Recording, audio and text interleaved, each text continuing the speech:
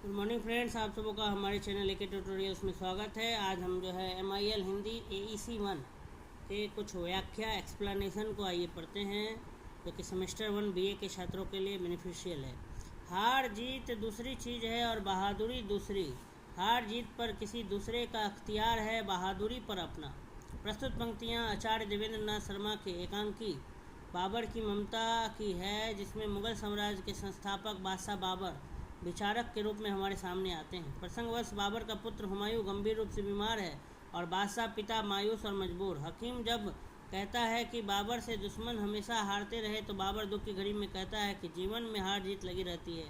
यही वह जीत और बहादुरी में फ़र्क बतलाता है कि बहादुरी पर अपना अधिकार है, मगर हार जीत दूसरे पर निर्भर करती है। वह अपने हारने की बात तो स्वीकार करता है, बहादुर न होने को अस्वीकार। हार जीत को बाबर वक्त की नाजुकी व मेहरबानी समझता है। आज बाबर मौत से हारने के लिए मौत के सामने खड़ा है। मृत्यु को कोई जीत नहीं सकता। अपने जीवन की कठिन घड़ी में बाबर पुत्र प्रेम ममता की वजह से विचारक हो चला है।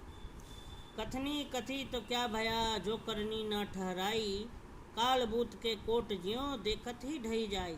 संत कबीरदास का कथन है कि दुनिया बड़ी बड़ी बातें करती है। दुनिया वाले प्रवचन उपदेश देते हैं, लेकिन व्यवहारिक आचरण नहीं करते। वे कच्चे ढांचे के समान होते हैं तो तुरंत ढह जाते हैं। प्रसंगवश कबीर ने आखिन देखी बात कही है, कबीर की कथनी करने में भेद नहीं है। जैसी मुखते निकसै जैसी चाल चाल, पार ब्रह्म नियरा रहे पल में करे निहाल। संत कबीर के अनुसार ईश्वर प्राप्ति के लिए कथनी करनी एक होनी चाहिए। जो हमारे मुंह से निकले वही आचरण में होना चाहिए। ऐसा होने से ही ब्रह्म निकट है, वह तुरंत मिल जाएगा और तृप्त करेगा, संतुष्ट करेगा। कबीर भक्ति का यहाँ सही रास्ता बतलाता है। जैसी मुखते निकसै जैसी चाले नाही, मानुक नहीं ते स्वान गति बांधे जमपुर जाही। संत कबीर ईश्वर प्राप्ति या ईश्वर की कृपा प्राप्ति के लिए सुगम राह बताते हुए कहते हैं कि जो मुख से निकले वही आचरण में होना चाहिए। संत भक्त वही है जो कहता है कि उसे जीवन में व्यवहारिक रूप देता है। जो ऐसा नहीं करते वे कुत्ते के समान हैं, जो मृत्यु के मुंह में यमलोक चले जाते हैं। यहाँ कबीर के व्यक्तित्व पर प्रकाश पड़ता है कि वे निर्भीक थे।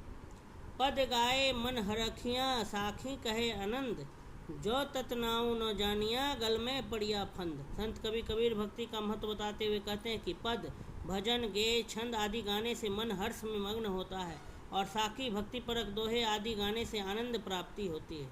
जो इस तत्व वास्तविक सत्य और प्रभु का स्वरूप नहीं जानता, वह बंधन में पड़ा रहता है। यहाँ नाम स्मरण, प्रभु स्मरण का महत्व बताया गया है। कबीर जो है वो तत्वदर्शी हैं। पद गाए मन हरखियाँ साखी कहे आनंद, जो ततनाऊ न